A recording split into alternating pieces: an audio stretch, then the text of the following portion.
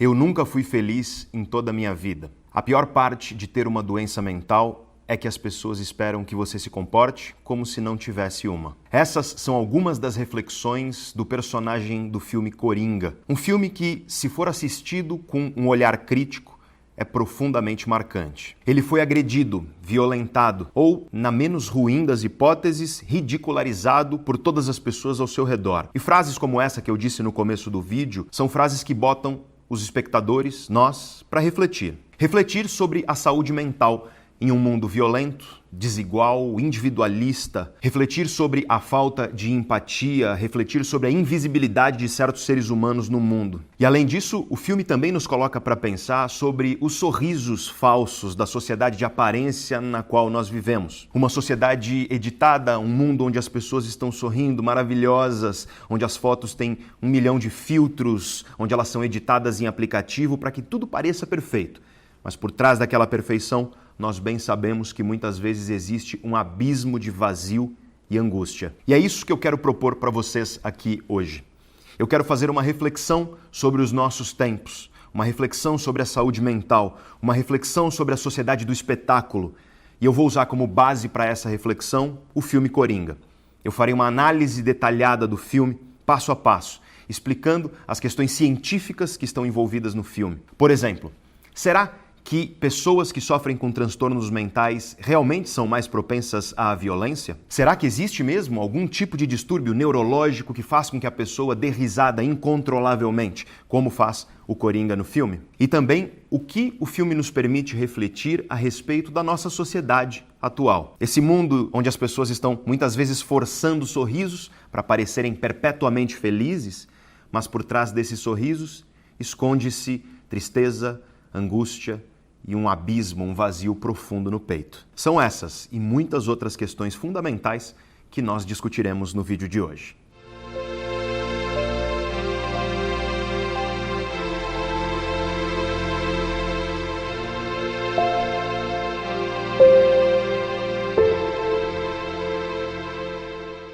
Antes de nós começarmos, eu acho que é de bom tom eu dizer a vocês que o vídeo de hoje terá muitos spoilers do filme Coringa. E, portanto, se você ainda não assistiu ao filme e quer assistir sem que ninguém te conte as coisas e, portanto, estrague a sua experiência, minha recomendação é que você pare o vídeo agora, vá assistir ao filme e depois retorne. E uma segunda rápida observação antes de nós começarmos é que eu estou gravando esse vídeo no improviso, sem roteiro. Isso significa que talvez eu esteja incorreto em algum detalhe ou outro do filme. Eu já peço até desculpas de antemão caso eu fale alguma coisa errada. Se você perceber, me conta aí nos comentários. Mas eu preciso ressaltar aqui que o objetivo do vídeo não é falar sobre a ordem do filme ou sobre os detalhes mais cinematográficos. O objetivo aqui é falar sobre, de maneira geral, o conteúdo psicológico que o filme trabalha, porque é um filme profundamente psicológico. Algumas pessoas me disseram que não gostaram do filme. E a maioria dessas pessoas, eu acredito que não gostaram do filme, talvez por uma expectativa incorreta. É um filme que não necessariamente é fiel ao que é o personagem Coringa nos quadrinhos ou nos demais filmes. É um filme relativamente diferente. Eu acredito que para você apreciar esse filme de fato, você precisa olhar para ele, você precisa assistir com um certo olhar, um olhar crítico, que eu vou tentar trazer aqui para vocês hoje. Porque se você tiver um certo olhar crítico para esse filme, você é capaz de enxergar nele reflexões interessantíssimas, extremamente relevantes para os nossos dias e bastante profundas. Esse é o meu objetivo no vídeo também, é mostrar para vocês talvez uma profundidade do filme que muita gente não viu. E, portanto, se você viu e não gostou do filme, talvez depois desse vídeo você assista de novo e você repense um pouco o que você achou do Coringa. Então, vamos lá. Vamos falar sobre a psicologia do personagem do filme Coringa de 2019. A primeira coisa que eu preciso deixar muito claro para vocês agora é que nada do que eu disser no vídeo de hoje serve como ferramenta para que você, depois que assistir o vídeo, saia por aí pelas ruas identificando ou prevendo quem é um criminoso, quem é uma pessoa com transtorno mental. O objetivo do vídeo de hoje é puramente reflexivo. É te trazer ideias baseadas na análise, sim, com dados científicos do filme, mas é uma análise para a reflexão de vocês que estão assistindo. Para você refletir sobre você mesmo, sobre o personagem, sobre a sociedade. E não para você tentar utilizar qualquer coisa do que eu disser aqui como uma espécie de ferramenta para você sair pelo mundo identificando coisas. Obviamente, isso é impossível. Cientistas e profissionais que estudam a mente humana têm anos e anos de formação e prática para eles conseguirem começar a fazer qualquer tipo de análise um pouco mais científica, rígida, objetiva de outros seres humanos. E, portanto, reitero aqui, o vídeo de hoje ele tem a função de promover reflexão. Nada além disso. Faço uma segunda ressalva que é muito importante.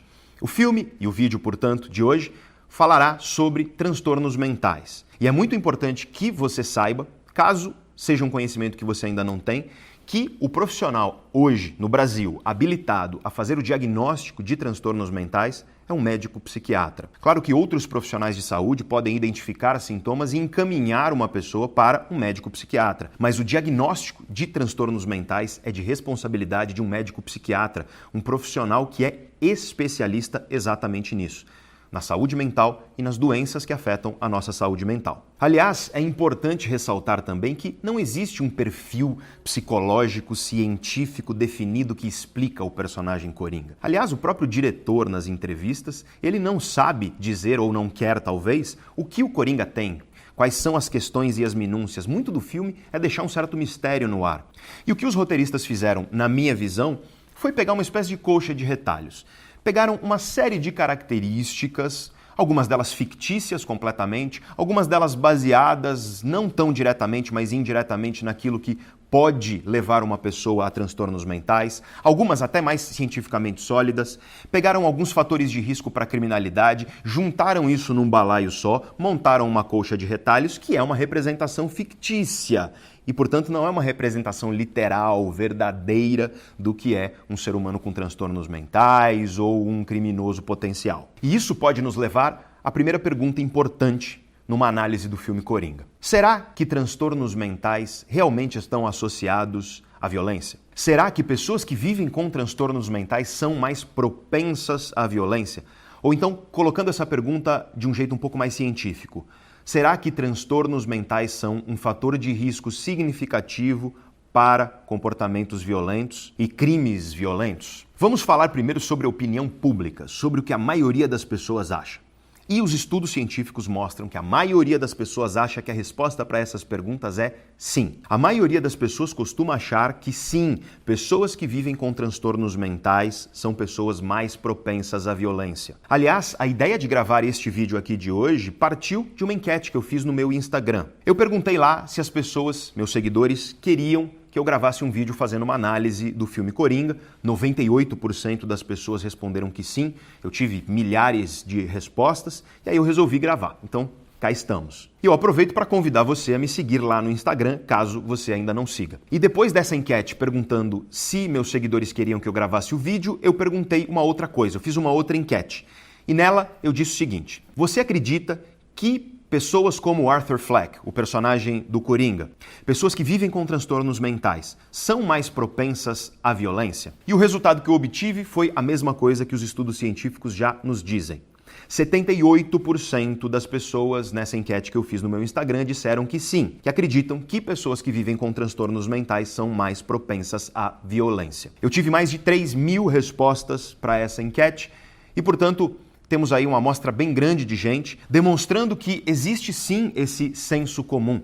As pessoas acham, de fato, que pessoas que vivem com doenças mentais, transtornos mentais, são mais propensas à violência. Ok, isso é o que acha a maioria das pessoas. Mas e o que a ciência tem para dizer sobre isso? Será que isso é verdade? Esse é um tema levemente controverso dentro das ciências que estudam a mente e o comportamento humano. Mas, especialmente nos últimos 10 anos, quando você olha para os maiores especialistas sobre isso no mundo, os maiores especialistas sobre criminalidade e saúde mental, quando você olha para as revistas científicas com maior fator de impacto na área da saúde mental, quando você olha inclusive para os maiores centros de pesquisa de grandes universidades, os maiores laboratórios do mundo, o que você observa é que os cientistas hoje estão tendendo fortemente a dizer não para essa pergunta. Os dados científicos que nós temos não nos permitem dizer que pessoas que vivem com transtornos mentais são mais propensas à violência. Dito de outra maneira, quando você observa os dados científicos, quando você observa, por exemplo, os crimes violentos da sociedade, a parcela de crimes violentos que são cometidos por pessoas com transtornos mentais é muito pequena. Não existe significância estatística nessa relação entre transtornos mentais e criminalidade. Eu digo isso porque eu li uma matéria na revista Rolling Stone, uma entrevista com um neurocriminologista, onde esse cara disse que o Coringa é uma espécie de representação perfeita da formação de um criminoso. Eu achei aquela declaração muito estranha. Pareceu para mim que esse profissional não tem conhecimento do que as principais revistas científicas, as principais universidades e os maiores especialistas têm observado nos últimos 10 anos. E eis aí uma coisa importante para você. Tome muito cuidado quando você ouve a declaração de um especialista isolado. Tome mais cuidado ainda quando esse especialista não mostra as fontes do que ele está dizendo. E é por isso que, para o vídeo de hoje, aliás, se você é novo aqui no canal Neurovox, para todos os nossos vídeos, eu vou colocar na descrição do vídeo um link, e nesse link você encontra todas as referências para aquilo que eu disse ao longo do vídeo. E especificamente sobre isso, sobre as relações entre transtornos mentais e violência, eu vou colocar 4 fontes diferentes. Um artigo publicado na revista BMJ, o British Medical Journal. Se você é da área da saúde, você sabe que o BMJ é uma das revistas mais respeitadas na área da saúde. Colocarei também um outro artigo, uma meta-análise. E uma meta-análise é uma análise estatística onde você pega uma série de estudos diferentes e analisa estatisticamente todos esses estudos em conjunto. Vou colocar também uma revisão sistemática da literatura. O que significa isso? Os pesquisadores, eles olham para a literatura científica de um tema e analisam tudo que já foi publicado e fazem uma espécie de resumo. Eu estou sendo grosseiro aqui, não é isso, é uma revisão da literatura, mas eles fazem um apanhado geral da literatura sobre o tema. E finalmente eu vou colocar um link para vocês do site da Universidade de Harvard, especificamente da Escola de Medicina, da Faculdade de Medicina da Universidade de Harvard. Nessas 4 fontes você encontra dentro delas dezenas de outras, afinal são fontes científicas. E você vai ver lá qual é a opinião desses especialistas sobre isso. Essencialmente, você verá que o que nós hoje sabemos é que não conseguimos dizer com os dados científicos que nós possuímos que pessoas com transtornos mentais são mais propensas à violência. E quando alguém fala isso, essa pessoa está sendo precipitada e ela não está baseando o que ela está dizendo em dados sólidos. Ela não está baseando o que ela está dizendo num olhar geral para a literatura científica sobre esse tema. É claro que existe um ou outro estudo científico que vai dizer sim para essas perguntas, que diz realmente que uma parcela grande das pessoas que sofrem com transtornos mentais acaba sendo propensa à violência. Mas o que nós podemos talvez esboçar como resposta nisso é que, por exemplo, tem 2 quadros. O quadro de transtornos de personalidade, por exemplo, e também o quadro de abuso de substância. Nesses 2 quadros existem alguns estudos que sugerem que pode haver uma associação entre esses transtornos mentais e violência. Mas veja que, quando nós falamos de transtornos de personalidade, nós temos diversos transtornos de personalidade. E quando nós falamos sobre abuso de substâncias, nós podemos estar falando de alguém que utiliza álcool, que utiliza heroína, crack ou maconha. Tudo isso se enquadra em abuso de substâncias, dependendo do uso que a pessoa faz dessas substâncias. Então, é muito precipitado você dizer que, de maneira geral, pessoas com transtorno mental, elas são propensas à violência. E a primeira mensagem que eu trago para vocês na hora de analisar o filme Coringa é tomar cuidado com os estereótipos. Nós sabemos, e eu demonstrei isso tanto no meu Instagram como nós sabemos nas pesquisas científicas, que existe esse senso comum, esse estereótipo na sociedade. Ele é muito reforçado pelo cinema, ele é muito reforçado por histórias muito marcantes. Esse estereótipo de que a pessoa com transtorno mental, ela é propensa à violência, é um estereótipo que estigmatiza muito as pessoas com transtorno mental. Ele não é baseado em dados científicos. E julgar uma pessoa com transtorno mental como mais propensa à violência de maneira geral é simplesmente errado, precipitado e preconceituoso. E depois de ouvir tudo isso, você provavelmente acredita que eu achei que o Coringa é um filme péssimo. E na verdade não. Eu gostei muito do filme. Achei um filme excelente. Aliás, talvez seja o melhor filme que eu assisti esse ano. Mas eu acredito que essa excelência do filme precisa que você assista ao filme com um certo olhar. Ou seja, eu acredito que tem um certo jeito de você assistir ao filme que faz você conseguir enxergar nele aquilo que ele tem de excelente. É claro que esse não é o único jeito de assistir ao filme. Eu sou um profissional que estudo as relações entre mente, cérebro e comportamento. E, portanto, o que você vai ver aqui hoje, aliás, o que você já está vendo e percebendo por conta do meu último comentário agora no começo do vídeo, é que você estará aqui assistindo a uma visão de alguém que estuda a mente humana.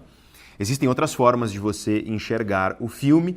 A forma como eu vou colocar para vocês não é universal, não é uma verdade universal e no final das contas ela é a minha visão pessoal a respeito de tudo que eu vi com base no conhecimento que eu tenho. E a primeira coisa para mim, para nós assistirmos ao filme Coringa e conseguirmos enxergar nele tudo que ele tem de profundo, é você entender que esse não é um filme literal. Ele não está contando uma história literal. Coringa, para mim, é uma grande alegoria.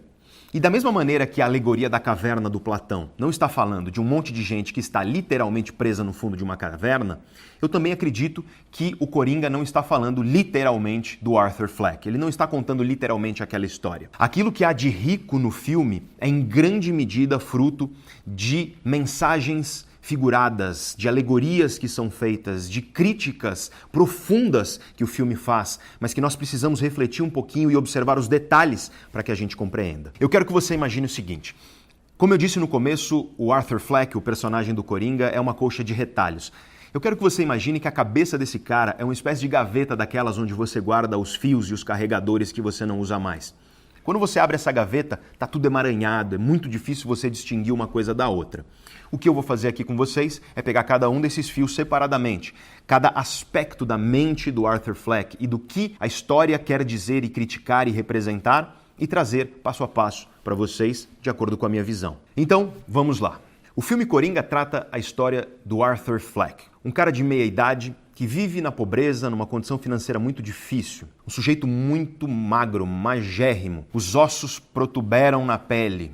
Você vê na cara dele um rosto pálido, seco, sem vida. E uma das únicas coisas emocionalmente valiosas que ele tem na vida é a mãe. A mãe é tudo para ele. Todas as noites ele deita com a mãe para assistir a um talk show de televisão favorito deles. Todos os dias ele dá banho na mãe. A mãe é doente, então precisa do cuidado dele. Ele trata a mãe com extremo carinho, com extrema proximidade. E desde o começo o filme deixa claro que ele não tem a figura paterna e nunca teve na vida dele. E o filme deixa isso claro numa cena muito interessante quando ele está com a mãe assistindo a esse talk show e aí ele fantasia na cabeça dele que ele está na plateia, que o apresentador chama ele para o palco e que o apresentador diz para ele: eu largaria tudo que eu tenho para ter um filho como você. Isso nos mostra a carência que o Arthur tem de uma figura paterna e reforça a importância da figura materna na vida dele, de como a mãe dele é muito importante para quem ele é. O Arthur, inclusive, faz questão de dizer para todos, sempre que pode, que a mãe dele, desde que ele é pequenininho, diz que ele veio para o mundo para distribuir sorrisos e alegrias para as pessoas. E é por isso que ele trabalha como palhaço de aluguel. Ele faz bicos em hospitais, em propaganda de rua, dançando para chamar a atenção dos consumidores e atrair gente para as lojas. Ele trabalha num tipo de empresa que era mais comum no século XX, empresa que aluga profissionais como palhaços, mágicos, strippers e por aí vai. A situação econômica do Arthur reflete muito o que a cidade está vivendo. Gotham City, a cidade famosa do Batman, é uma cidade que está sofrendo uma onda de desigualdade muito intensa, de pobreza cada vez mais acentuada. Então as pessoas pobres estão ficando cada vez mais pobres, enquanto os ricos eles mantêm um certo estilo de vida exuberante e luxuoso. A cidade, no momento do filme, está passando há 6 semanas por uma greve dos lixeiros. Talvez você não tenha observado isso, mas nas cenas especialmente das ruas, você percebe o lixo extremamente acumulado. Você ouve isso logo no começo do filme, sobre a greve. O comércio está falindo, as pessoas estão desempregadas, enfim, a situação da cidade é uma situação de um certo fervor, no pior sentido da palavra. Especialmente nas camadas menos privilegiadas da sociedade, você observa, conforme o filme passa, cada vez mais o clima esquentando. Alguma coisa muito ruim está para estourar. Do ponto de vista comportamental, o Arthur é um cara que você olharia para ele e diria que ele é um cara esquisito, ele é um cara diferente. Ele não é necessariamente repulsivo, mas ele é estranho. Tanto pela aparência dele, extremamente magro, aquele rosto super magro, sem vida, as roupas que acabam ficando super largas no corpo dele, quanto especialmente pelo comportamento dele. Ele é uma pessoa muito tímida, muito retraída. Não é bem que ele é antissocial, mas ele tem dificuldades de se conectar socialmente com outras pessoas. E você observa desde o início do filme que ele não é uma pessoa má, ele não é uma pessoa mal intencionada. Ele aparenta, inclusive, quase uma infantilidade na maneira como ele se comporta, na maneira como ele fala. Ele tenta se conectar com os seres humanos e ele não consegue. Porque sempre que ele tenta se conectar com algum ser humano, o que ele recebe é ridicularização, tiram sarro dele, o que ele recebe é agressão, ele apanha por diversas vezes no filme, ele é ameaçado de violência física por diversas vezes no filme. E, na melhor ou na menos ruim das hipóteses, ele é ignorado. As pessoas ativamente evitam o Arthur. E evitam com um certo desdém. Fazem questão de passar longe dele. E o que acontece então é uma espécie de ciclo vicioso, uma espécie de bola de neve. Quanto mais ele tenta se conectar com as pessoas, mais as pessoas agem contra ele dessa maneira, ridicularizando, agredindo ou então ativamente evitando. E quanto mais as pessoas fazem isso, mais estranho ele fica. Mais ele começa a não saber lidar com toda essa rejeição, violência, com tudo que está acontecendo, e o comportamento dele vai se tornando cada vez mais estranho. E eu quero deixar claro aqui que em nenhum momento o Arthur tem desejo de parecer esquisito ou parecer estranho ou deixar as pessoas desconfortáveis. Mas é isso que ele causa nas pessoas. Uma sensação de desconforto é muito nítida nas pessoas que interagem com ele no filme. E agora vamos especificamente para o filme em si. O filme abre com uma cena icônica, que é o Arthur no espelho, colocando a maquiagem, pintando o rosto de palhaço. E essa cena, eu gostaria que se você assistisse ao filme de novo, você olhasse com detalhes para ela.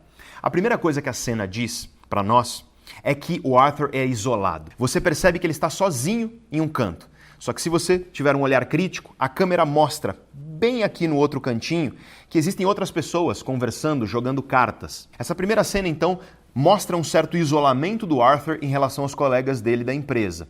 E a câmera vai se aproximando do espelho e você olha para o espelho, você não está olhando para o Arthur mesmo. E ele está passando a maquiagem. Quando ele termina de colocar a maquiagem, ele força com os dedos um sorriso no rosto. Depois ele força uma cara triste e volta para o sorriso. E permanece com esse sorriso forçado no rosto. É uma cena um pouco inquietante. O diretor mesmo em entrevistas diz que o objetivo deles, tanto com o jogo de câmera, tanto com a maneira como a cena é apresentada, é causar desconforto em nós que estamos olhando.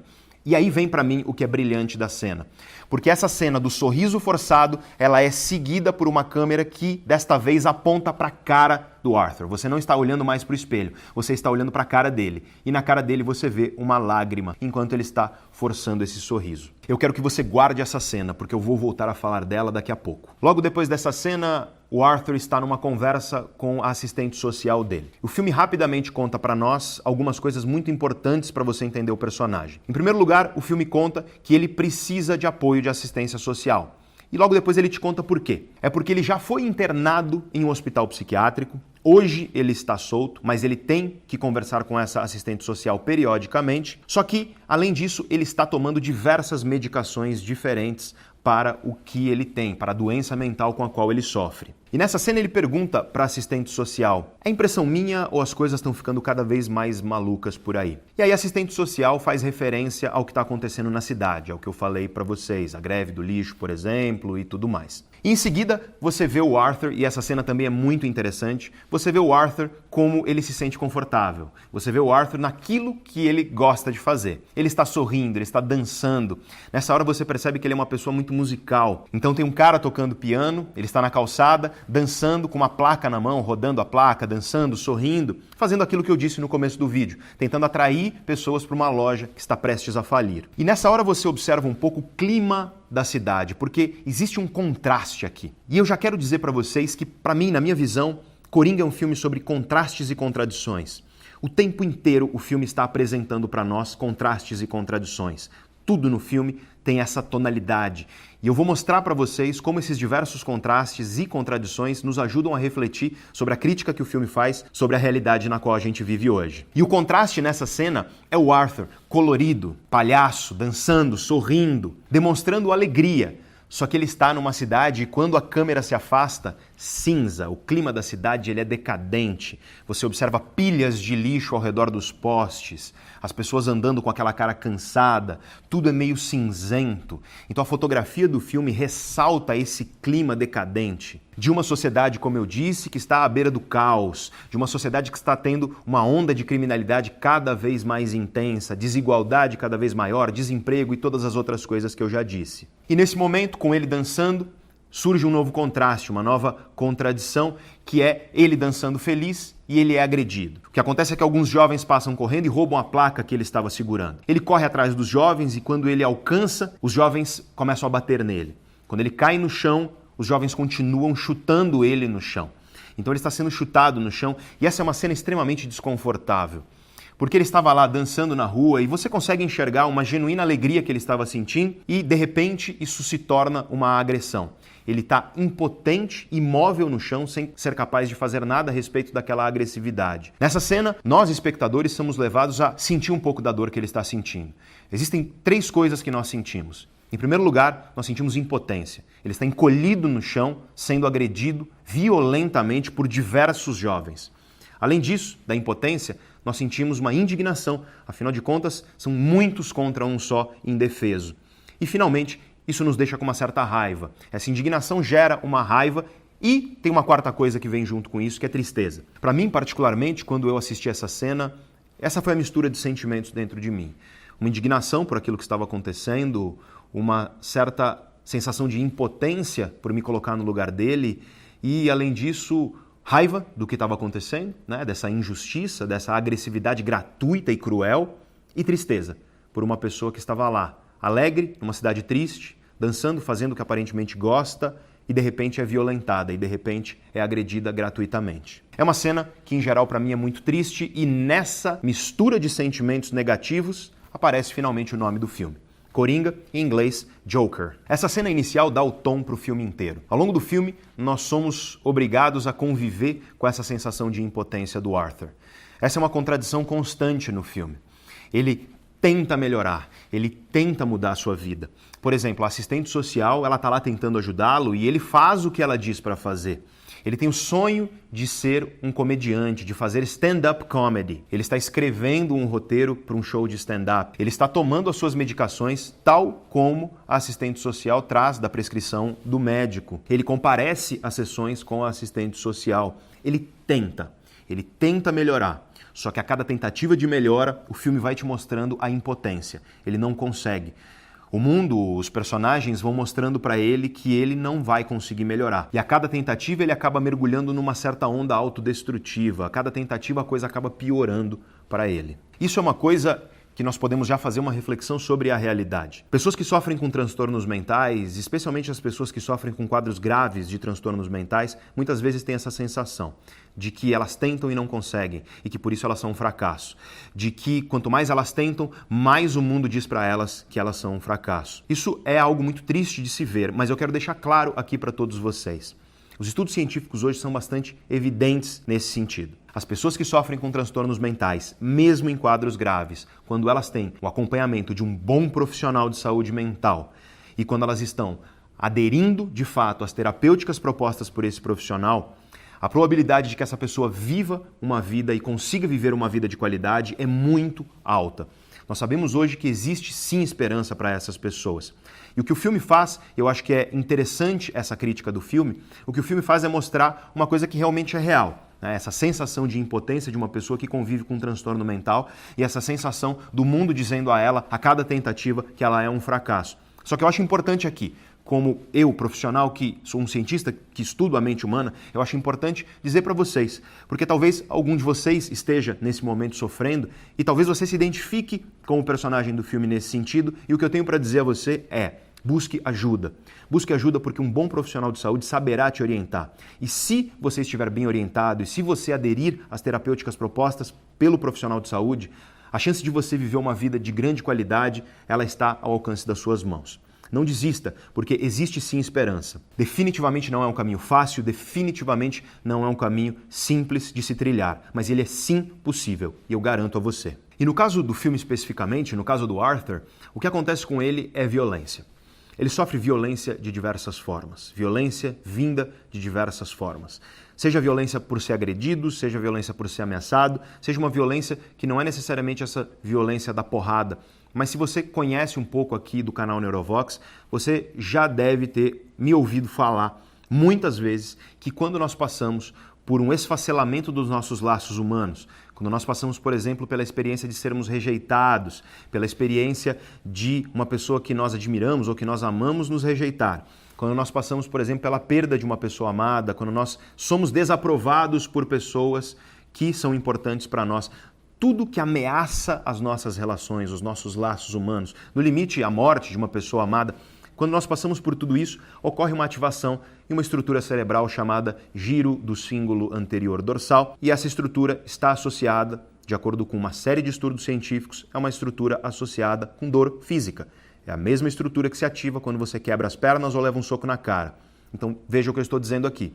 Que quando você passa por algo que ameaça suas relações, quando você passa pela rejeição, quando você passa pelo desprezo de seres humanos, isso tudo ativa um circuito cerebral que está associado à dor física. Então, veja o que eu estou dizendo aqui para vocês. Quando você passa, como Arthur, pelo desprezo das pessoas ao seu redor, pela ridicularização, quando você passa por essa experiência extremamente solitária que é a vida dele, ativa-se no cérebro humano uma estrutura que ela está associada à dor física. Isso significa que a violência que o Arthur sofre não é só porque ele apanha, literalmente. Toda a experiência de rejeição, de ridicularização e de solidão que ele está vivendo é uma experiência de violência, sim. Essa violência emocional, ela é real, ela é visceral, ela é extremamente perigosa e nós nunca podemos deixar de reconhecer a importância de proteger as pessoas, não só, claro que é importante você proteger as pessoas da violência e da agressão, mas a agressão também numa esfera emocional. Uma pessoa que passa pelo que o Arthur passou ao longo do filme é uma pessoa que foi o tempo inteiro agredida, não só pelos socos e pontapés, mas pelo desprezo e pela ridicularização. O ser humano é um animal social. O cérebro humano ele vem de fábrica com a necessidade de conexões humanas. A ideia do ermitão solitário é muito interessante na ficção, mas na realidade ela não existe. E nesse sentido, para a nossa saúde mental, é necessário que nós tenhamos relações de qualidade. E como nós observamos ao longo do filme inteiro, isso é uma coisa que o Arthur definitivamente não tem. E não é à toa que conforme o filme passa, você vai observando que toda essa violência vai destruindo o Arthur por dentro. E voltando à história. Então ele é agredido, o filme começa de fato e ele vai para o escritório e quando ele chega no escritório, o chefe dele não acredita que ele foi roubado, que a placa foi roubada dele. E o que acontece é que não só ele não ganha o dinheiro pelo dia de trabalho, como ele é obrigado a pagar pela placa que foi roubada dele. Esse é um perfeito exemplo da violência que ele sofre ao longo do filme. E é nesse momento que um colega que soube que o Arthur foi agredido entrega para ele um revólver e diz para ele que ele precisa se defender porque a situação na cidade está muito difícil. O Arthur diz para ele: "Você sabe que eu não posso andar com uma arma." E nós já sabemos que é porque ele já foi internado no hospital psiquiátrico. Então, provavelmente, a condição para que ele esteja livre seja que ele tem que encontrar essa assistente social, tomar as medicações, mas além disso, que ele não pode portar armas, porque portando uma arma ele pode ser um perigo para as outras pessoas ou para ele mesmo. Mas o cara insiste, ele pega o revólver, vai para casa. É muito interessante a cena dele com o revólver em casa. Ele está em casa meio que brincando com o revólver e aí surge realmente essa questão infantil, quase uma infantilidade nele. Ele dá um tiro sem querer com o revólver e aí finge para a mãe que na verdade foi a televisão, que ele estava vendo um filme de guerra. Eu gosto muito dessa cena porque ela traz essa tonalidade de inocência, de infantilidade dele. Ele não está portando aquela arma com qualquer ímpeto de agressividade. Pelo menos não é isso que o filme nos mostra nesse momento. Eu gosto, antes dessa cena dele voltando para casa, de uma cena dele no ônibus. Essa cena também mostra a inocência dele. É uma cena que mostra ele tentando brincar com uma criança. Ele está no ônibus olhando triste, com aquele rosto triste dele, com aquela expressão triste. Ele está olhando para a janela, ele vê uma criança na frente dele, a mãe do lado. A criança olha para ele e ele começa a brincar com a criança. Novamente essa inocência, essa coisa quase infantil dele. A mãe olha para ele e novamente a violência e a agressão que ele sofre. A mãe olha e fala: "Para de perturbar o meu filho." Ele tenta explicar: "Não, eu não estou perturbando." E aí o filme apresenta para nós um aspecto muito importante do personagem, porque você claramente vê que ele está desconfortável com aquela situação, que não era essa a intenção dele. Você claramente vê uma certa tristeza por ele ter sido interpretado dessa forma. E nesse momento, numa cena onde você está esperando dele tristeza e angústia por conta de novamente ter sido rejeitado por aquela mãe que achou que ele estava de alguma maneira perturbando o filho dela, nesse momento ele começa a gargalhar muito alto, de modo que várias pessoas no ônibus olham para ele. E essa gargalhada é contrastada com uma expressão de desespero. Então você observa, se você observar criticamente, e nesse sentido o Joaquin Phoenix, o ator, ele é brilhante, porque ele consegue ao mesmo tempo rir de maneira muito forte e vívida, só que nos olhos você enxerga um certo desespero. Ele não quer dar risada. E a mãe vira para ele e fala: "Você, a mãe do menino, vira e fala: "Você acha que isso é engraçado? Você está achando alguma coisa engraçada?" E ele, enquanto ri, ele mexe com a cabeça dizendo que não. E ele entrega um cartão para a mãe do menino. E no cartão está escrito: perdoe-me pela minha risada. Eu tenho uma condição que causa surtos de risos incontroláveis, repentinos e frequentes. Isso pode acontecer com pessoas com lesões cerebrais ou certas condições neurológicas. E é aí que nós somos apresentados à risada patológica do Coringa. E isso é bem a praia aqui do canal Neurovox. Então, vamos lá, vamos responder. Existe alguma condição neurológica que causa surtos de risada incontroláveis? E a resposta é sim, existe de fato. Essa condição se chama transtorno de expressão emocional involuntária. E ela também é conhecida como afeto pseudobulbar, riso patológico, labilidade emocional, emocionalismo ou então desregulação emocional. Outros termos que se referem a essa condição e você encontra na literatura científica são riso involuntário, riso forçado ou então emocionalidade patológica. Nas referências do vídeo de hoje eu vou deixar um artigo publicado por um brasileiro, aliás, a respeito desse transtorno. E esse é um distúrbio que costuma ocorrer devido a lesões cerebrais. E você pode perguntar, lesão cerebral em qual estrutura cerebral? E curiosamente, esse transtorno já foi observado em lesões cerebrais em estruturas muito diferentes do cérebro. Por exemplo, esse transtorno já foi observado em pessoas com lesões pré-frontais, aqui nessa estrutura cerebral imediatamente atrás da testa, com lesões no sistema límbico, que fica profundo lá no cérebro, com lesões no tronco encefálico, com lesões no cerebelo. E, portanto, esse é um transtorno que aparentemente surge a partir de diferentes lesões em diferentes estruturas cerebrais. Não existe uma estrutura cerebral específica que, lesada, ocasiona necessariamente esse transtorno. E como o próprio nome diz, esse é um transtorno que leva a pessoa a ser incapaz de controlar emoções. Não é só risada, muitas vezes é choro também. Então a pessoa ela tem ataques de riso ou ataques de choro que ela não consegue controlar, eles são repentinos, eles são frequentes, ela tenta parar e não consegue, isso é extremamente desesperador para a pessoa, isso causa uma série de problemas sociais, a pessoa morre de vergonha, ela acaba ficando com medo de interagir com outros seres humanos. E apesar desse ser um distúrbio conhecido há décadas, acredita-se que ele é subdiagnosticado. Ou seja, que existem muito mais casos pelo mundo do que nós sabemos cientificamente. E você pode perguntar, como que uma pessoa que sofre com isso é tratada? E de fato não existe um tratamento que é 100% eficiente. Em muitos dos casos, a pessoa é medicada com uma categoria de antidepressivos conhecidos como os inibidores seletivos da recaptação de serotonina. Essas medicações se mostram eficientes em alguns casos, mas não em todos os casos. Mas voltando para o caso do filme específico, o transtorno parece se manifestar no Arthur de uma maneira muito peculiar, porque no caso dele não é bem que ele não consegue controlar uma risada que está vindo ou um choro que está vindo. No caso dele, o que acontece é que ele está sentindo uma coisa e costuma ser uma emoção negativa. Por exemplo, ele está sentindo angústia, ele está sentindo medo, ele está sentindo desconforto, ele está se sentindo humilhado ou ridicularizado. Quando ele está sentindo essas emoções negativas, a risada surge. Então a risada, ela ocorre quando ele está dentro dele sentindo uma coisa essencialmente negativa. E isso é notável pela expressão facial dele. Eu repito, a atuação do Joaquin Phoenix é brilhante nesse filme. Eu não duvido que ele venha a ganhar o Oscar, porque ele consegue ao mesmo tempo rir e mostrar nesse riso um absoluto desespero de alguém que não quer estar dando aquela risada, que quer que aquela risada pare, mas ele não consegue. Veja então que quando o Arthur dá risada, a última coisa que ele quer é rir. Ele não tem o desejo de rir. Não é que ele não conseguiu controlar uma risada que estava lá, escondida dentro dele. Quando ele está dando essa risada, a última coisa que ele quer é mostrar para as pessoas risadas. Ele está, na verdade, sentindo alguma coisa muito ruim dentro dele, uma angústia que ele está sentindo, e a risada surge nesse momento involuntariamente. E agora que eu quero voltar com vocês à cena inicial do filme, de quando ele está no espelho passando a maquiagem, nós olhamos no espelho e vemos ele forçando um sorriso com os dedos, e quando a câmera volta para ele, você vê a lágrima escorrendo no olho dele. Lembre-se que eu disse que esse é um filme sobre contradições e contrastes.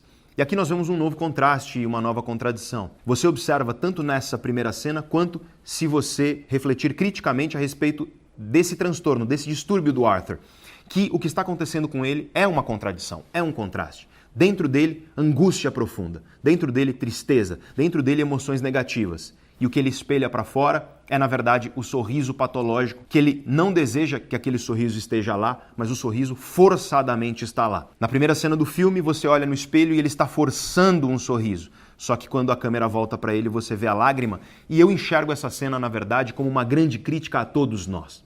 Porque a câmera faz questão de mostrar o espelho. Então, nós, espectadores, estamos lá no cinema assistindo ao filme e nós estamos olhando no espelho. E nesse espelho, o que nós estamos vendo? Um sorriso forçado. Só que quando a câmera volta para a origem desse sorriso, que é a pessoa atrás do espelho, o que você vê é uma lágrima de tristeza. Eu vejo isso como uma grande crítica e reflexão a respeito da sociedade em que nós vivemos. Pare para pensar. Pare para pensar no Instagram, no Facebook, nessa vida de redes sociais. Quantos sorrisos forçados não existem nas redes sociais? Quanta gente não está aí sendo obrigada, inclusive, a sorrir? Porque existe uma certa obrigação de perfeição no mundo de hoje que é doentia, essencialmente. Quantos casos você não conhece de humoristas, por exemplo, que você acreditava que a vida do sujeito era muito alegre porque sorriso era o que ele mostrava o tempo inteiro, só que a pessoa revela que ela sofre com depressão ou que ela está passando por um momento de profundo vazio dentro dela. E o interessante aqui é o fato da gente surpreender, porque humoristas, comediantes sofrem com depressão. Depressão não escolhe carreira, depressão não escolhe classe social, a depressão ocorre em todos os meandros da sociedade. É muito curioso como nós temos a expectativa de que só porque um cara é engraçado e sorri, ele tem a obrigação de estar sorrindo o tempo inteiro, inclusive por trás das câmeras. E isso, essa expectativa das pessoas, essa surpresa das pessoas quando um comediante se mostra deprimido, isso torna ainda mais difícil para a pessoa admitir o que ela está sentindo, tanto para ela mesma quanto para outras pessoas. Essa obrigação de sorriso constante, de perfeição constante, de uma sociedade de aparência, de uma sociedade do espetáculo. Quanta gente, aliás, força o sorriso e de propósito finge ser uma coisa para calar um vazio que tem dentro de si. Quanta gente encontra nos aplausos das redes sociais o eco do próprio vazio. E essa reflexão sobre o vazio dentro de nós e sobre como nós tentamos calar esse vazio com superficialidades, eu realizei em um vídeo nosso chamado A Felicidade Desesperadamente. Medos, fantasmas e o vazio. Eu vou colocar na descrição do vídeo um link para que você assista caso você se interesse por esse tema. Mas falando aqui do Coringa, veja que brilhante é a crítica do filme. Quando ele te mostra o espelho, o sorriso forçado, mas ele volta para o personagem de fato e a lágrima está caindo. É a tristeza escondida atrás de um sorriso forçado. Quando você vê o personagem profundamente angustiado, só que involuntariamente ele é forçado a dar risada. Ele não quer, mas ele é forçado a dar risada. Quanta gente por aí não existe que está sendo forçada a parecer perfeita, forçada a parecer feliz, porque no Instagram a blogueira não posta quando ela comeu um grão de bico meio podre, achou que ia rolar e acabou não rolando e aí ela está há 5 dias com diarreia. Você não vê isso. Não tem velório no Instagram. E nesse sentido, a crítica que o filme faz a essa sociedade do espetáculo eu acho extremamente pertinente. E eu, como pessoa pública, como pessoa que tem aí muita gente seguindo o meu trabalho, você não imagina o número de pessoas que enviam mensagens a mim depois de assistir vídeos como esse vídeo de hoje ou como esse vídeo sobre o vazio que eu mencionei agora, o número de pessoas que fala: obrigado, o teu vídeo me despertou e fez eu perceber esse vazio dentro de mim. O teu vídeo me fez enxergar como eu estava vivendo com máscaras apenas para agradar o olhar de outras pessoas. E olha, eu como profissional, essa é uma das coisas mais gratificantes para mim. É que o conteúdo que a gente produz aqui no canal seja capaz de fato de fazer com que você perceba que grande parte da tua alegria, da tua felicidade, do teu contentamento com a sua própria vida está dentro de você. E quanto mais você força máscaras para contrariar o que você está sentindo e para parecer algo diferente de quem você é e do que você está sentindo para o mundo, maior será o vazio dentro de você. E olha, uma das razões de eu ter pensado em gravar um vídeo sobre o filme Coringa é para explicitar essa crítica que o filme faz, que eu acho fundamental nos dias de hoje. O filme não está falando sobre o Arthur Fleck, sobre o Coringa, ou mesmo sobre pessoas necessariamente com transtornos mentais. Ele está falando sobre todos nós nessa sociedade do espetáculo, sobre a saúde mental dos seres humanos em uma sociedade que julga tudo pelas aparências, que cria expectativas irreais de perfeição e que simplesmente, quando uma pessoa demonstra uma imperfeição, por mínima que seja, vem os juízes, numa crueldade sociopata nos comentários de internet, condenar. E veja que essa é a condenação de um dado da realidade. Ninguém é perfeito. Tristeza faz parte da vida. Imperfeição é a qualidade de ser humano. Somos imperfeitos por definição. Transtornos mentais fazem parte do mundo. Acredita-se que 25% das pessoas, veja esse número, com base nos estudos científicos, 25% das pessoas vai pelo menos uma vez na vida conviver com um transtorno mental dentro de si. E, portanto, isso que parece singelo, que parece veloz em um filme, uma pequena cena, ou então a característica do personagem, É isso que eu quero mostrar a vocês. Na verdade, permite uma reflexão crítica profunda sobre os dias em que nós estamos vivendo. E com isso você vê que o filme é de fato sobre contradições e contrastes. É o palhaço alegre, feliz, dançante, em meio a uma cidade cinza e triste. É o palhaço alegre e colorido, que é imediatamente agredido e é impotente para se defender. É o indivíduo que sofre com transtornos mentais, que tenta melhorar, que tenta buscar apoio, mas que a cada tentativa acaba piorando. É um indivíduo que tenta se conectar com o mundo, mas o que o mundo entrega para ele é ridicularização e violência. É o indivíduo que sente angústia dentro de si e um vazio enorme, mas é forçado a sorrir. Assim como Arthur, eu acho que todos nós vivemos nessa sociedade de contrastes nos dias de hoje. Vivemos em um momento de muitos extremos e contrastes e contradições, porque ao mesmo tempo em que nós sabemos hoje, e esse é um dado científico, nós sabemos hoje que nunca estivemos tão solitários. A sensação de solidão atinge quase metade da população, de 30% a 40% da população sofre com solidão, se sente solitário grande parte do tempo. E os estudos mostram que isso aumenta a cada ano que passa. E veja então, a sociedade absolutamente conectada, onde todos vocês conseguem se conectar com milhões de pessoas instantaneamente, mas apesar disso, absolutamente solitária. A conexão das redes sociais e a solidão da vida humana de fato. Eis uma contradição e um contraste dos nossos dias. A aparência, os filtros do Instagram, aquela perfeição aparente de sorrisos maravilhosos, se contrasta com muita gente vazia, com muita gente sentindo essa profunda solidão dentro de si, sentindo uma enorme incompletude e, curiosamente, tentando justamente nos vazios aplausos das redes sociais preencher aquilo que está dentro de si. E é claro que as pessoas não conseguem e aí elas afundam ainda mais nessa solidão. É a contradição do palhaço colorido, dançando e sorridente que vira para assistente social e fala: eu nunca fui feliz em toda a minha vida. Essa, para mim, é uma das mais brilhantes críticas que o filme Coringa faz a respeito dos nossos dias. E agora vamos voltar para o filme de fato. Então o Arthur começa a andar armado, com aquele revólver. E ele está fazendo um bico no hospital para crianças doentes, dançando sorridente, no lugar onde ele se sente confortável. E aí o revólver escorrega da calça dele e cai no chão. Todas as crianças vêm, todos os enfermeiros vêm. E aí o que acontece é que devido a isso ele é demitido. A única coisa que alegrava o Arthur na vida dele é a tirada dele, que é o trabalho como palhaço. E aí que a coisa começa a caminhar para transformar esse personagem em um monstro, em um vilão. Quando é demitido o Arthur, que até então era um sujeito que você via nele uma inocência, que você via nele uma certa jovialidade, inocência e infantilidade, você vê ele num beco chutando uma lata de lixo com ódio profundo. Esse ódio é um contraste, um novo contraste, uma nova contradição. Ele, que até então era um sujeito doce e inocente, agora você vê nele um ódio que você não tinha visto até então. E isso já te conta que alguma coisa muito ruim está crescendo dentro dele. E quando ele está voltando de trem para casa, ele está sozinho no trem com uma moça que está longe e entram 3 rapazes. 3 rapazes jovens, homens, bem vestidos, claramente sujeitos com muito dinheiro, e eles estão bêbados e começam a assediar essa moça que está lá no trem, longe do Arthur. Lembre-se, quando o Arthur se sente mal, quando ele sente alguma angústia, o que acontece é que vem a risada. Então ele sente medo, ele se sente desconfortável com aquilo e começa a rir. E começa a gargalhada muito alta do Arthur, o riso patológico. A atenção dos 3 caras bêbados sai da menina e se volta para o Arthur. A menina sai correndo e os 3 chegam perto dele e começam a ridicularizá-lo. Começam a ameaçar agredi-lo e, muito parecido com o que aconteceu no começo do filme, começam a chutá-lo no chão, ele começa a apanhar muito. E nessa hora, nós espectadores, nós somos levados a sentir novamente aquilo. Ainda mais agora. Depois de tudo que aconteceu no filme, você se torna um pouco mais empático com todo o sofrimento e toda a violência literal e simbólica que o Arthur sofreu. E aí você está lá junto com ele no chão, apanhando, de novo, mais uma vez. Você sente a indignação, você sente a raiva, você sente a pena dele, você sente a impotência, só que você sabe que ele está armado. E é muito interessante o que essa cena gera nas pessoas. Eu conversei com diversas pessoas que assistiram ao filme.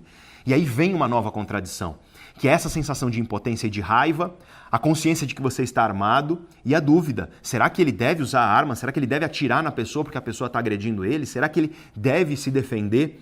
E essa contradição existe dentro de nós e o que o Arthur faz é se defender. Ele dá um tiro no rosto, é uma cena muito violenta, no rosto do rapaz, de um deles. O rapaz cai morto, os outros 2 fogem. Ele mata mais um ainda no trem, o trem para e ele vai atrás do outro e mata o terceiro rapaz. E aí você percebe uma coisa interessante.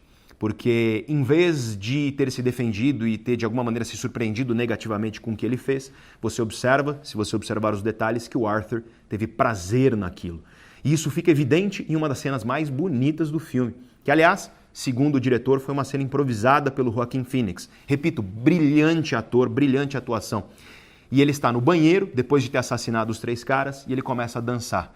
Parece que você vê a leveza no corpo dele. Algo muito pesado saiu do corpo dele quando ele externalizou aquela violência. Imediatamente ele volta para casa, finalmente se declara para uma menina, que era uma menina que ele tinha interesse nela.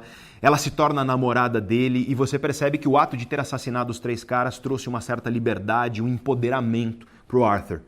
Só que lembre-se, a cidade está num fervor social. Pobres cada vez mais pobres, desemprego, desigualdade, ricos mantendo uma vida luxuosa e exuberante. E aí o que acontece é que quando os jornais relatam que os jovens que foram mortos eram jovens de boa família, muito ricos do mercado financeiro, a população mais pobre enxerga na figura do assassino um herói. A única coisa que se sabe é que esse assassino é um sujeito vestido de palhaço. E aí a figura do sujeito vestido de palhaço passa a ser um grande herói das pessoas pobres, que são a maioria em Gotham City. E isso faz com que o Arthur não se sinta bem somente consigo mesmo pela violência que ele cometeu, mas ele começa a descobrir que a sociedade está enxergando nele um herói. Existe uma cena quando ele sai com a namorada pela rua, onde ele vê uma caricatura do assassino, e você percebe claramente a identificação dele com essa figura do assassino-herói. As pessoas começam a andar pela rua com máscaras de palhaço para louvar essa atitude vista pelas pessoas de uma violência que, na verdade, é justiça contra uma sociedade opressora. E em meio a isso, o Arthur finalmente consegue, depois que ele assassina os 3 rapazes, finalmente ele consegue apresentar o show de stand-up dele, o grande sonho da vida dele. E a cena do show de stand-up dele faz com que a gente sinta que ele conseguiu. Ele começa a dar risada, a gargalhada no começo da apresentação porque ele está desconfortável, mas depois ele começa a falar, o som some, você vê o sorriso da namorada dele, você vê as pessoas rindo. Então, aparentemente, ele conseguiu finalmente fazer aquilo que ele dizia que a mãe dele falou que era o que ele está no mundo para fazer, que é disseminar alegria e risadas para as pessoas. Veja esse contraste. O sujeito matou 3 seres humanos, nisso ele viu prazer, empoderamento, leveza, começou a namorar, apresentou o show, fez as pessoas rirem. Só que como é um filme sobre contrastes e contradições, é isso que o filme te joga mais uma. O Arthur pega uma das cartas que a mãe mandava pro Thomas Wayne, e eu preciso explicar isso para vocês. Thomas Wayne é um sujeito muito rico, bilionário, pai do Bruce Wayne, que vem a ser o Batman depois. E o Thomas Wayne está candidato à prefeitura, então aparece muito na televisão por causa disso. A mãe do Arthur já trabalhou para o Thomas Wayne. E uma das coisas que ela faz desde o começo do filme é escrever cartas para ele. Só que nenhuma das cartas é respondida. Apesar disso, a mãe do Arthur reitera que ele é um homem incrível, que é o homem mais incrível que ela já conheceu e continua escrevendo as cartas. E o que acontece é que o Arthur pega uma dessas cartas e nessa carta ele abre, e quando ele abre essa carta, ele descobre que o Thomas Wayne é pai dele. A mãe se refere a ele, ao Arthur, como nosso filho, nessa carta para o Thomas Wayne, o grande bilionário. E aí o filme te joga essa bomba no colo. Então o Coringa é irmão do Batman, veja só. Então nós continuamos explorando essa ideia. Ele vai até a mansão do Thomas Wayne, não consegue entrar em contato com ele, e nisso você vê uma cena do que virá a ser o Coringa com o que virá a ser o Batman. Do Coringa antes de ser o Coringa e do Batman menino, Bruce Wayne. É uma cena muito interessante. E o Arthur não consegue falar com o Thomas Wayne quando ele vai à mansão, então ele persegue o Thomas Wayne em uma apresentação de ópera. Espera o Thomas ir até o banheiro e vai atrás dele no banheiro. E quando ele chega no banheiro, ele diz: eu sou filho da Penny Fleck, que é o nome da mãe dele. E o Thomas Wayne, num ar muito superior, até desdenhoso, vira e fala: eu não sou seu pai. E o Arthur fica indignado, começa a ficar nervoso. O Thomas Wayne diz: olha, eu não sei se você sabe, mas a sua mãe teve problemas psiquiátricos, ela foi internada no hospital psiquiátrico da cidade e você é adotado. E quando ele diz isso, o desespero dentro do Arthur faz que ele comece a dar risada. Ele começa a dar a gargalhada incontrolável dele, e é nessa hora que o Thomas Wayne dá um soco na cara do Arthur. Veja como isso é forte se você observar um pouco. O cara tem um problema com figura paterna e com a ausência da figura paterna desde que o filme começa. E aí ele descobre que o Thomas Wayne pode ser pai dele. Quando ele vai conversar com o cara, o que ele recebe é uma notícia devastadora de que a mãe tem problema psiquiátrico, já foi internada, que, portanto, ela inventou que o Arthur era filho dele e que, além disso, ele é adotado. E, para finalizar, ele recebe um soco da cara dessa possível figura paterna. Isso é mais uma violência que o Arthur sofre nesse processo de destruição de quem ele é e da construção do Coringa. Em meio a isso, os policiais começam a desconfiar que o Arthur é o tal do palhaço que matou os 3 caras no trem. Eles vão até a casa dele, a mãe fica nervosa com os policiais e tem um derrame cerebral. E então, uma das únicas figuras de apoio emocional que o Arthur tem, a mãe, está à beira da morte por conta do estresse causado pela polícia. Por diversas cenas ele vai ao hospital visitar a mãe, em uma delas ele está com a namorada e você vê o apoio emocional que a namorada dá a ele. Em uma cena que ele está sozinho no hospital, ele olha para a TV. E quando ele olha para a TV, está passando o programa que ele assiste com a mãe todos os dias. E o apresentador do programa anuncia uma cena que ele diz que vai ser muito engraçada. Ele diz, olha, recebemos esse vídeo aqui de um clube de comédia aqui de Gotham City e eu quero mostrar para vocês esse cara. E eis que aparece na TV, em rede nacional, o vídeo do Arthur fazendo o stand-up que ele fez. Até então, nós acreditávamos que ele tinha tido sucesso naquele stand-up, que ele tinha feito as pessoas darem risada. No entanto, o que essa realidade nos mostra é outra coisa.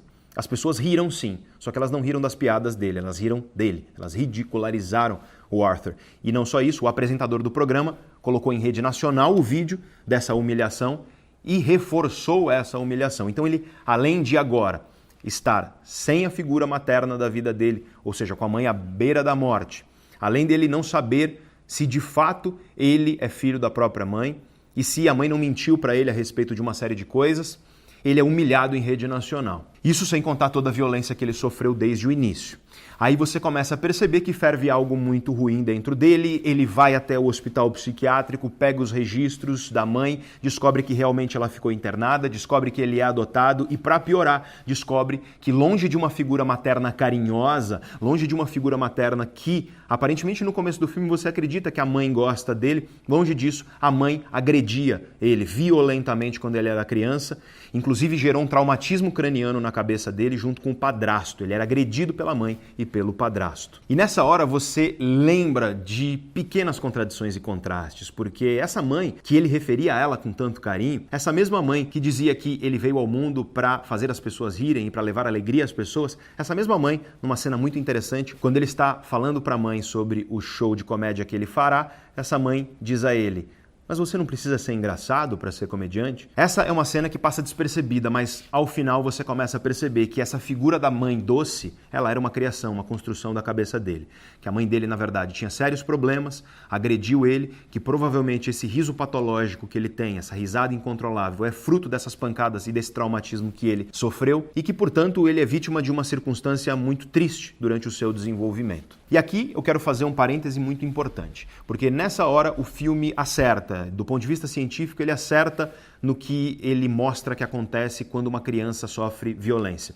Hoje nós sabemos muito bem que quando crianças, especialmente na primeira infância, especialmente nos primeiros anos de vida, quando crianças sofrem violência, que pode ser sim a violência física, o abuso sexual, mas também a violência emocional, a negligência, o desprezo, o distanciamento emocional, a ausência daquilo que na ciência nós chamamos de cuidador primário, de pelo menos um ser humano que dê apoio emocional e material, a ausência de um cuidador primário, a violência, de maneira geral, tudo isso aumenta muito o risco dessa criança desenvolver transtornos psiquiátricos, transtornos mentais. As sequelas disso muitas vezes são carregadas pelo resto da vida. Existe uma grande teoria dentro da psicologia chamada teoria do apego, se você quiser pesquisar sobre isso, uma teoria que foi construída em cima de experimentos científicos muito tristes. Por exemplo, a observação de crianças dentro de orfanatos de guerra e de como essas crianças se desenvolvem sem praticamente nenhum contato humano. Guerras onde você tem orfanatos hiperlotados e as crianças têm contato humano, de carinho, por menos de 1 hora por dia. É muito triste você observar o que acontece com essas crianças. Então hoje, dentro da teoria do apego, que é amplamente aceita dentro da psicologia, nós sabemos que qualquer tipo de violência, a violência física, a agressão, o abuso sexual, mas também a violência emocional, a negligência, a distância, a ausência do contato e do calor humano, o abandono material e emocional, tudo isso é inaceitável, é criminoso você fazer com isso com uma criança, porque você está aumentando o risco dessa criança desenvolver transtornos mentais e potencialmente causando sequelas que durarão pelo resto da vida. E nesse sentido, eu acho que devemos ter uma empatia com a figura do Arthur e por tudo que ele sofreu. Obviamente não concordando com a violência, não concordando com o fato dele ter se tornado um criminoso, mas de entendermos que é importante sim nós utilizarmos todos os nossos esforços e energia para proteger crianças desse tipo de coisa. Agora eu quero voltar também àquilo que eu disse no início do vídeo. Eu não estou dizendo aqui que crianças que passam por esse tipo de coisa se tornam criminosos violentos. Eu não estou dizendo isso. Eu estou dizendo que aumenta-se o risco de transtornos mentais, de transtornos psiquiátricos. E isso, de fato, nós sabemos cientificamente. Não esqueça do que eu disse no início. Não temos evidência científica de que transtornos psiquiátricos são um fator de risco significativo para criminalidade violenta. Quando nós observamos crimes violentos, percentual de crimes violentos que são cometidos por pessoas com transtornos mentais é muito pequeno. E voltando ao filme, eis que o filme nos traz a gota d'água, que é quando a assistente social, que era uma das únicas ajudas que o Arthur tinha, insuficiente, numa cidade decadente, num poder público decadente, mas ainda assim era a única ajuda que ele tinha, a assistente social diz que o programa de apoio do qual ele participava foi cancelado pelo governo e que eles não se encontrarão mais. Nisso, ele para de receber a medicação, porque era através desse programa que ele recebia os remédios que tomava, e nisso realmente ele começa a rumar para se tornar o Coringa de fato.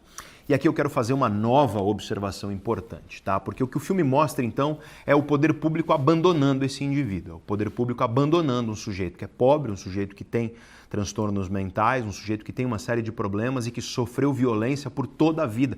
E é o que nós descobrimos, desde criança ele sofre violência. E agora nós podemos traçar um paralelo entre isso, esse abandono vivido pelo Arthur, o poder público e a saúde pública que o abandonaram, e o que a gente vive aqui no Brasil. Existem doenças que roubam do ser humano anos de vida. São doenças que, devido a elas, você vive menos, você acaba morrendo antes do que morreria se você não tivesse essa doença. Por exemplo, problemas cardiovasculares, hipertensão estão entre essas coisas. No entanto, existem doenças que roubam anos de vida saudáveis. Isso é um pouco diferente. A doença faz não com que você morra, mas faz com que você viva sem saúde. E quando você olha para os dados epidemiológicos, ou seja, os dados das doenças, das suas prevalências, das características das doenças na sociedade, quando você olha para isso, você observa que os transtornos psiquiátricos são campeões em roubar das pessoas anos de vida saudáveis. Os transtornos psiquiátricos estão entre as doenças que mais fazem as pessoas viver sem saúde. E isso gera um custo enorme. Um custo gigantesco, porque essas pessoas elas estão improdutivas, elas não conseguem trabalhar e quando conseguem, elas não trabalham no potencial pleno que elas trabalhariam se não estivessem sofrendo com aquilo.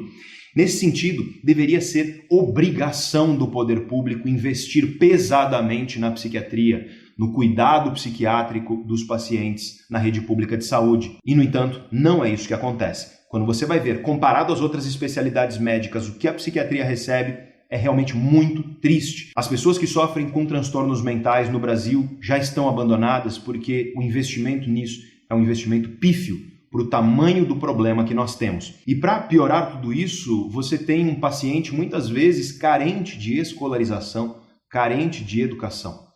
De um lado, então, imagine esse exemplo prático. Isso é uma coisa que acontece frequentemente nos hospitais públicos. Você tem um homem adulto, ele está sofrendo com sintomas de depressão. Ele vai até o hospital. Infelizmente, ele é carente de educação e escolarização. Ele é analfabeto. Isso significa que ele não consegue se expressar tão bem. Uma pessoa analfabeta não consegue se expressar com a mesma precisão e com os detalhes e com a riqueza que uma pessoa alfabetizada. Ele chega, vira para o médico que o atende, que num primeiro atendimento não é um psiquiatra, e ele diz: estou sentindo algo ruim dentro de mim. Como ele não sabe as nuances de se expressar, de explicar o que a depressão faz conosco, e o diagnóstico do transtorno psiquiátrico ele depende muito do relato do paciente, daquilo que o paciente está sentindo, de entender e compreender o que ele está sentindo. Só que esse sujeito, por conta de não ser escolarizado, por conta da carência que ele tem da educação formal, ele não consegue se expressar tão bem. Então ele diz: tem uma coisa ruim dentro de mim. Só que ele está sentado em frente a um médico que é mal pago, que tem pouca estrutura, que está sobrecarregado e que não foi suficientemente treinado para identificar um transtorno mental num primeiro atendimento. Esse médico sobrecarregado tem uma infinitude de pacientes para atender depois, e o que ele faz, por exemplo, é achar que o sujeito tem algum problema no estômago, prescrever uma medicação para o estômago e entregar para o sujeito. E não raramente esse sujeito continua com aquela coisa ruim dentro dele, isso pode se tornar um quadro de depressão grave, pode levar eventualmente à tristeza de um suicídio, por exemplo. E aqui nós observamos uma série de problemas reais vividos no Brasil hoje em dia. Em primeiro lugar, esse problema da precariedade do sistema de saúde público na preparação do médico para a identificação de um transtorno mental, esse problema da sobrecarga de muitos pacientes e poucos médicos e poucos profissionais de saúde, o que faz com que as filas sejam gigantescas e com que o tempo que o médico tem com o paciente seja minúsculo, a falta de verba e estrutura de maneira geral dos hospitais, dos centros de saúde e, do outro lado, nós temos, infelizmente, uma população muito carente de educação, muito carente da escolarização, e isso agrava ainda mais todo o problema. E veja, muita gente acha, esse é um delírio que as pessoas têm, que pessoas pobres não sofrem com depressão, que pessoas pobres, por exemplo, não cometem suicídio. É comum eu ouvir de pessoas inteligentes, bem escolarizadas, que depressão é coisa de gente rica. E aqui você vê um problema que é denunciado abertamente em diversos momentos do filme Coringa, que é a invisibilidade, em primeiro lugar, dos transtornos mentais. Transtornos mentais são, por definição, invisíveis. Quando você vê uma pessoa com a perna quebrada, você automaticamente ajusta o seu tratamento a ela, você ajuda essa pessoa, oferece ajuda e você entende que com a perna quebrada ela não é capaz de fazer certas coisas. No entanto, quando uma pessoa sofre com um transtorno psiquiátrico, isso não é tão visível aos olhos, isso não é tão palpável e concreto. E é por isso que essa estigmatização ela ocorre. É por isso que essa invisibilidade, não só de você não enxergar a doença, mas de você não enxergar a pessoa como alguém que precisa de ajuda, é por isso que isso acontece. E não é raro você ouvir coisas como depressão é frescura, depressão é falta do que fazer, ou então aquele tipo de conselho idiota que uma pessoa dá a outra que é sai dessa, como se estivesse no seu controle, sair daquela situação em que você está, e tantos outros clichês do preconceito que existe e nós sabemos com os transtornos mentais. E eu quero deixar claro aqui para vocês, e toda vez que eu tenho a oportunidade eu repito isso, você já deve, se você acompanha o canal desde o começo, ter me visto falar isso aqui no canal pelo menos umas 5 vezes em outros vídeos. Transtornos mentais, eles não são puramente mentais. Não existe fenômeno puramente psicológico. Todo fenômeno psicológico tem um correlato neural, ele corresponde a determinadas características da atividade cerebral. E é por isso que nós temos utilizado o termo, por exemplo, em vez de falar de transtorno mental ou doença psicológica, nós temos usado o termo transtorno neuropsiquiátrico, para deixar bem claro para todos vocês que estão ouvindo, depressão não é algo fruto de escolha, depressão é um transtorno que envolve uma série de disfunções, tanto estruturais, tanto na estrutura, quanto na função, quanto funcionais do cérebro humano. Isso é verdade para a depressão, para a ansiedade generalizada, para transtorno de déficit de atenção ou hiperatividade, para esquizofrenia, para bipolaridade, para dislexia. Eu poderia continuar aqui listando, mas eu gostaria, por favor, que todos vocês tivessem essa consciência importante. Transtornos mentais não são coisas que estão no controle da pessoa que sofre com eles. Você virar para uma pessoa que sofre com depressão grave e dizer para essa pessoa, sai dessa, vai buscar olhar o mundo de maneira mais positiva. Ou então você olhar para uma pessoa com ansiedade grave, ansiedade generalizada grave, e dizer a essa pessoa, relaxa. Isso é o equivalente a você virar para uma pessoa que está com as 2 pernas quebradas numa cadeira de rodas e falar, dá uma volta correndo pelo quarteirão. É tão ridículo quanto esse tipo de coisa que as pessoas dizem a respeito dos transtornos mentais. E vocês não imaginam o tamanho do preconceito que isso gera. E esse preconceito faz com que as pessoas que sofrem com transtornos mentais tenham medo, vergonha de falar que elas sofrem. Ninguém teria vergonha de dizer que quebrou a perna. Ninguém teria vergonha de dizer que está começando com sintomas de diabetes. Ninguém teria vergonha de dizer que precisa de óculos para enxergar. Mas muita gente tem vergonha de buscar um médico psiquiatra. Muita gente tem vergonha de buscar um apoio psicológico, terapia. Muita gente tem vergonha de revelar isso, porque isso demonstra fraqueza. E isso é ainda pior num mundo de aparências, de sorrisos forçados, onde todo mundo tem que ser perfeito o tempo inteiro. Nós precisamos dessa humildade psicológica, de entender o que é um transtorno mental, um transtorno neuropsiquiátrico, de compreender que essas pessoas precisam de ajuda e que essa ajuda é complexa. Transtornos psiquiátricos são muito complexos. E por isso, o apoio a essas pessoas tem que ser igualmente robusto. Tão robusto quanto essa complexidade que faz parte dos transtornos mentais. Eis então um primeiro problema desse abandono em relação à saúde pública e os cidadãos que sofrem com transtornos mentais. Existe uma invisibilidade do transtorno mental e da pessoa que vive com transtorno mental. Uma invisibilidade porque você não vê e não é palpável, mas uma invisibilidade também porque não é respeitado aquilo que a pessoa está sentindo. Aquilo que a pessoa está sentindo não é respeitado. As pessoas não se mostram tão atenciosas e tão compreensivas com uma pessoa com transtorno mental quanto com uma pessoa com uma perna quebrada. Só que eu quero te garantir uma coisa.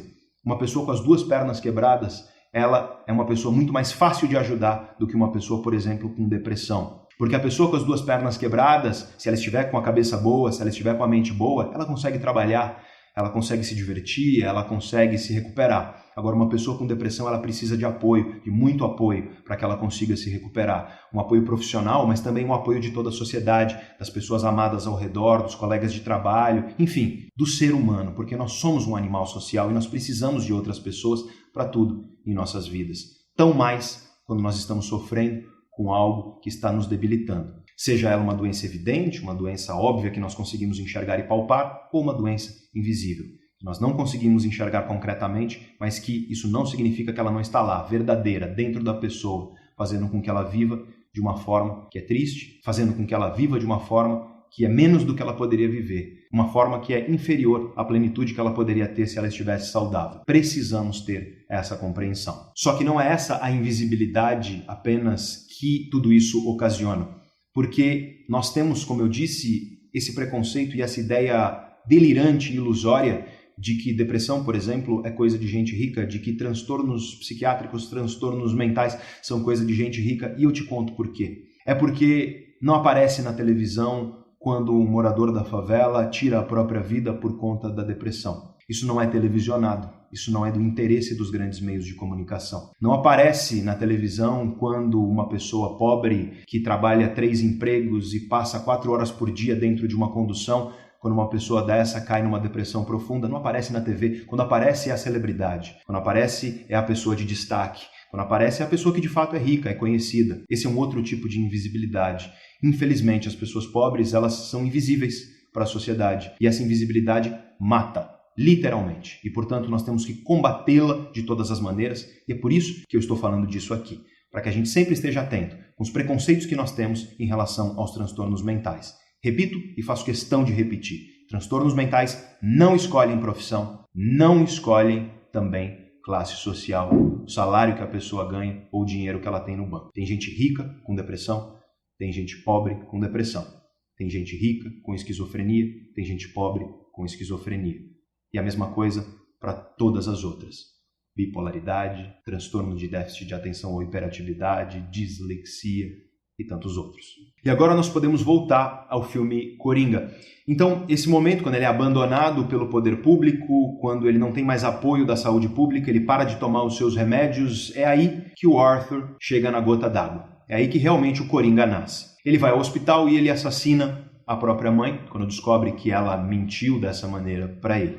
Ele chega no prédio onde mora e nós descobrimos que aquela namorada, que era uma das únicas pessoas que apoiava ele, na verdade, tudo aquilo era uma fantasia da cabeça dele. Ele não namorava a menina, ele fantasiou tudo aquilo. A menina era apenas uma vizinha que não tinha qualquer relação com ele. Ele recebe um telefonema do programa, do sujeito que humilhou ele em rede nacional, e o programa convida ele a participar, provavelmente para humilhá-lo ainda mais. Ele aceita o convite. Ele assassina o colega de trabalho do emprego do qual ele foi demitido, o cara que entregou a arma, o revólver, para ele. Ele vai ao tal do programa de TV e nesse programa ele faz um grande discurso sobre essa questão da invisibilidade. Ele confessa que foi ele que matou os 3 sujeitos no metrô. O apresentador do programa fica indignado e diz que aquilo é um absurdo. E ele diz, é um absurdo porque eram 3 pessoas ricas, porque se fosse eu morto, ninguém aqui ligaria. Eu acho essa cena muito marcante, ela denota essa questão da invisibilidade. E aí, claro, o filme leva isso para uma violência que jamais é justificada de momento algum.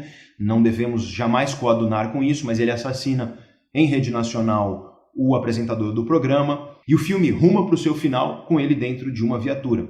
Desde que ele foi até o programa, ele vai caracterizado realmente de Coringa, né, com aquele paletó já numa cor muito extravagante, o cabelo pintado de verde, e ele está encostado dentro da viatura, olhando a cidade em chamas. Porque quando ele confessou que matou os 3 jovens, isso gerou uma comoção na sociedade. Quando ele matou o apresentador, isso gerou uma comoção na sociedade. As pessoas que estavam passando dificuldades, os pobres que estavam sendo humilhados. É muito interessante, em algumas cenas do filme, o Thomas Wayne, que está candidato à prefeitura, ele diz que a culpa das pessoas pobres é delas, né? Que elas deveriam fazer melhor. E do alto da sua torre de marfim ele humilha. Então essas pessoas que se sentiam humilhadas, que estavam vivendo na desigualdade, elas saem nas ruas, começam a quebrar lojas, começam a colocar fogo em tudo. Eu quero fazer aqui um parêntese importante, porque eu disse no começo do vídeo que transtornos psiquiátricos não são um fator de risco para crimes violentos. E você pode perguntar, mas Pedro, então quais são? O que você sabe cientificamente, o que nós sabemos na ciência que realmente está na base da violência urbana? E eu digo a vocês, uma das coisas que melhor predizem estatisticamente com significância violência em uma cidade ou em um país é desigualdade. Não é tanto a pobreza. Existem estudos que mostram que países que são pobres, porém iguais, então todo mundo é relativamente pobre, eles não têm grandes índices de violência. E, da mesma maneira, países que são ricos e, no entanto, muito desiguais, eles têm altos índices de violência. Então, a desigualdade é um problema muito sério para a violência. Aliás, a desigualdade não é um problema para a violência só dos seres humanos. Experimentos que já foram feitos com macacos, com diversos tipos de primatas, com cachorros, com pássaros, com elefantes, com vários outros mamíferos, mostram que para seres que são sociais, para animais, não só humanos, que são sociais, quando você promove desigualdade, você promove violência.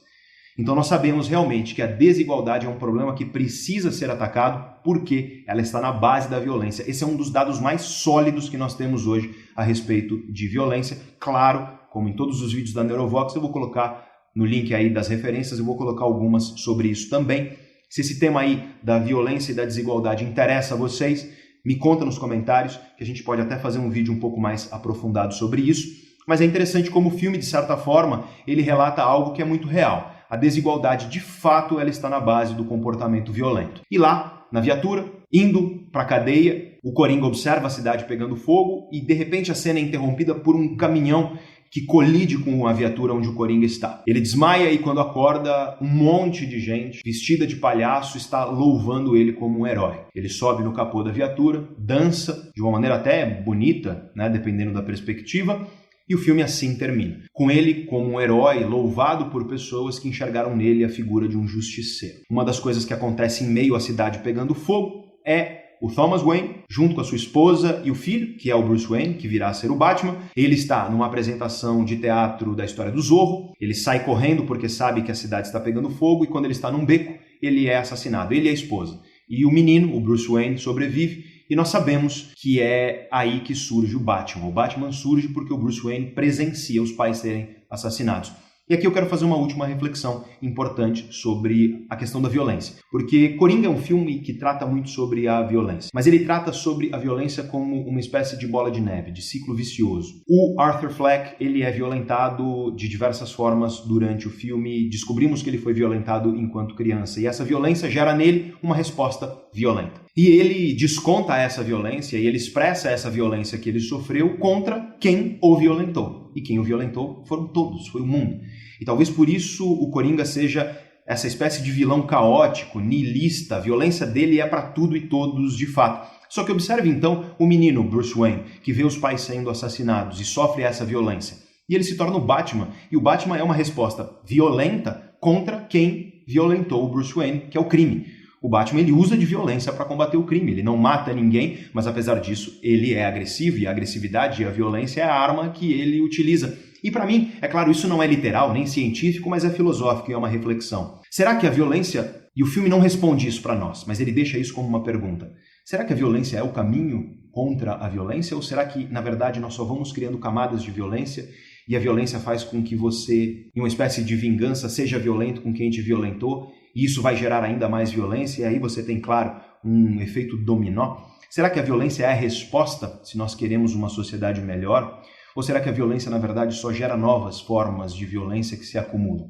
O filme não responde isso. Aliás, o filme não responde nada. O filme é uma contradição. O filme não toma nenhuma posição específica. Essas reflexões que eu fiz aqui são base no meu conhecimento, na minha interpretação, mas a contradição do filme continua. Porque eis que entra a última cena do filme. E na última cena do filme você descobre a contradição maior do filme. Você descobre que toda a história que foi contada até aqui era, na verdade, o Arthur em um hospital psiquiátrico contando isso para uma psiquiatra. E o filme deixa essa pulga atrás da orelha. Será que aquela história foi simplesmente uma invenção da cabeça dele? Afinal, a namorada foi uma invenção e tantas outras coisas ele criou na cabeça dele. Será que aquela história toda que nós vimos até aqui, ela também foi uma invenção? O filme não responde, mas essa é uma possibilidade. E só para mais uma contradição, eu quero que você lembre de uma cena marcante, muito rápida, de quando ele já está se tornando Coringa, ele olha uma foto da mãe dele e ela está junto com um homem na foto. Você não vê quem é quem, a foto está preto e branco e distante. Ele vira a foto e atrás está escrito: "Te amarei para sempre", assinado TW, as iniciais de Thomas Wayne. Essa foto é mais uma contradição que te diz que talvez a mãe dele, na verdade, não estivesse mentindo. Talvez ela tenha sido internada por conta de um complô por parte do Thomas Wayne. Talvez ele tenha feito ela parecer maluca, parecer que tem problema psiquiátrico. Talvez ele tenha feito isso para cobrir o fato de que ele teve um filho fora do casamento. Talvez tudo isso tenha sido também uma invenção. O filme não responde. Talvez, na verdade, ela tenha realmente tido os problemas psiquiátricos, só que talvez, realmente, o Arthur seja filho do Thomas Wayne, nós não sabemos. Eu acho que isso, para mim, resume um pouco o clima do filme Coringa. Não tem nenhuma resposta fechada, ele não toma nenhuma posição específica, mas ele permite reflexões e ele permite críticas. Eu espero que você, ao longo do vídeo de hoje, tenha visto que o filme Coringa não é um filme só sobre o crime, ou sobre como se forma um criminoso. Não é um filme apenas sobre os transtornos mentais, o que produz um transtorno mental e o que um transtorno mental ocasiona na vida humana. Não é um filme apenas sobre a violência, não é um filme apenas sobre a invisibilidade de determinados seres humanos. É um filme sobre todos nós. É um filme sobre nós numa sociedade de espetáculo, numa sociedade que pretende mostrar aos outros apenas uma perfeição editada, com sorrisos forçados, mas que muitas vezes escondem uma tremenda angústia por trás desse sorriso. Coringa é um filme que nos permite refletir a respeito de tantas coisas, e não é à toa que o vídeo de hoje foi tão longo, um vídeo de análise e de reflexão, mas essas são algumas das reflexões que nós podemos fazer com base no filme. Eu quero ouvir de vocês. Qual é a reflexão que você faz sobre o filme do Coringa? O que você